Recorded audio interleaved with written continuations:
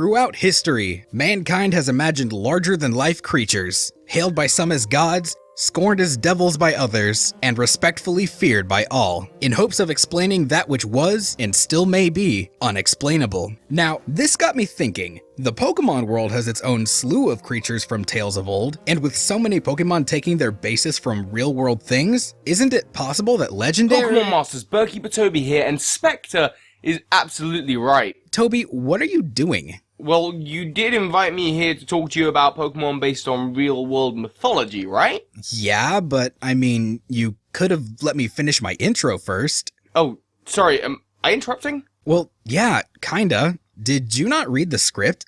I skimmed it. I guess it doesn't really matter now. They already know what I was getting at, and yeah, I was right. Just like our world, the Pokemon world has its own creatures of myth that are based on ours. And a surprising amount of them, in fact. It's a good thing I showed up to help you out. I guess so. Well, Toby, let's talk Pokemon.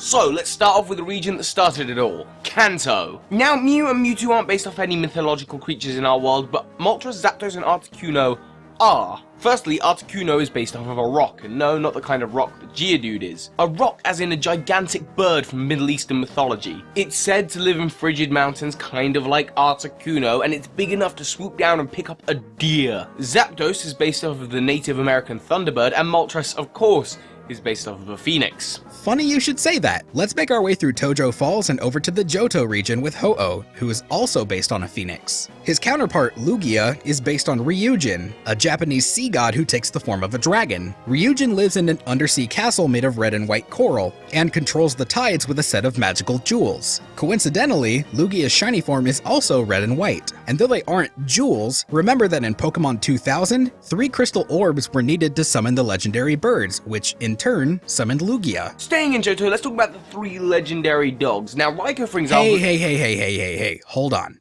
What? You said dogs. Well, yeah, I mean, aren't they? Oh, no. Here, I'll take this one. Raikou is based on Raiju, a Japanese thunder god with a roar of thunder who's said to be able to take on many forms, one of which is a cat, or in this case, a tiger. Entei is based on Chinese guard lions, which are used to guard places of worship, historical landmarks, or places of business. Suicune is based on the Qilin, which in the simplest of senses is the Eastern equivalent to the unicorn. Qilin are said to be bringers of prosperity and fortune, who run with the wind and can even walk on water. They're also said to sport a single horn on their head, though some accounts claim that they have 2. Sound familiar? Suicune, in terms of body shape anyway, also seems to be loosely based on a leopard. Wow, I see. Well, flying over to Hoenn, let's talk about the 3 legendary Golems, Regirock, Regice, and Registeel. Legendary Golems, of course, they're all based off of Golems from Hebrew legend. Golems are made of naturally occurring materials, mostly clay. They're brought to life by a priest who will inscribe the word truth on their head. However, by removing the last letter, they can be deactivated, because this spells the Hebrew word for death. All of this, I'm sure, can be better explained by our good friend TrueGreen7, whose video is the reason we didn't have to do too much research into this trio. Groudon, Kyogre, and Rayquaza are next. They're based off of the Behemoth, Leviathan, and Zis, who are also from Hebrew legend. The Behemoth is said to be a large, heavy creature with a tail like a cedar tree, and is known for being the primal, unconquerable monster of the land. The Leviathan, on the other hand, is a giant sea creature, kind of like a whale, who's quoted as being the primal, unconquerable monster of the sea. Coincidence? I think not. Finally, Rayquaza is based off of a Zis, a griffin-like creature that is said to be able to block out the sun. Huh.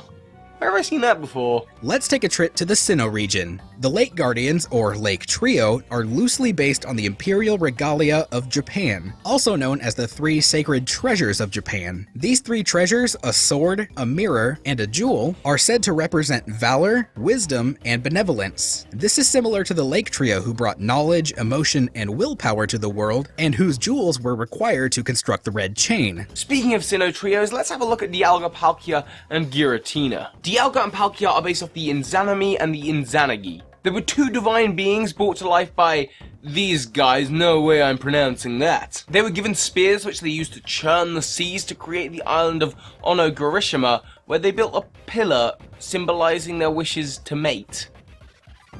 don't get the Japanese. Yeah, neither do I, honestly. Giratina is based off of the Sita, a large centipede-type creature based off of a Japanese fairy tale. It's called My Lord, a Bag of Rice. This creature preyed upon dragon hatchlings and was said to be as big as a mountain. Huh, that's one big bug.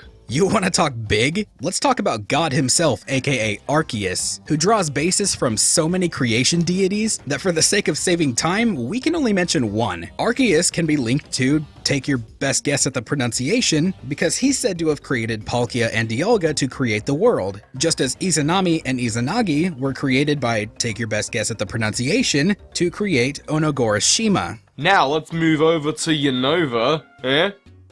See what I did there? Fine. Victini is based off of the Greek goddess for victory, Nike.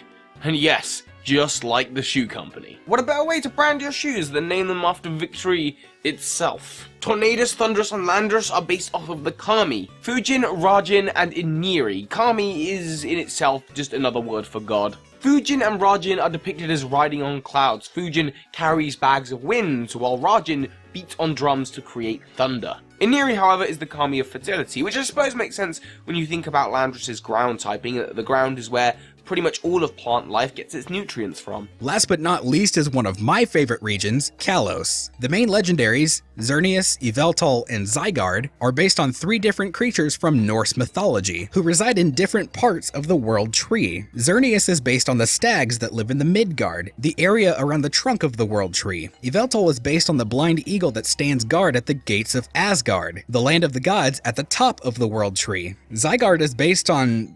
there's no way I'm pronouncing that. A serpent that lives in the roots of the world tree. Diancie, of course, is said to be connected to Carbink. These are both based off of carbuncles, fairy-like creatures who sport a jewel on the top of their heads. And finally, Hoopa is based on a djinn. The word genie is derived from the word djinn, and djinn are said to take on a form that is neither human, nor angel, nor demon, but somewhere in between. Hoopa's confined form and its rings get their basis from the genie in the story of Aladdin. Hoopa's unbound form and its 6 arms get their basis from Hindu deities known as Shakti, who were said to be able to grow multiple arms. The item used to change Hoopa's form, the prison bottle, also furthers the idea that Hoopa is based on the genie from the story of Aladdin.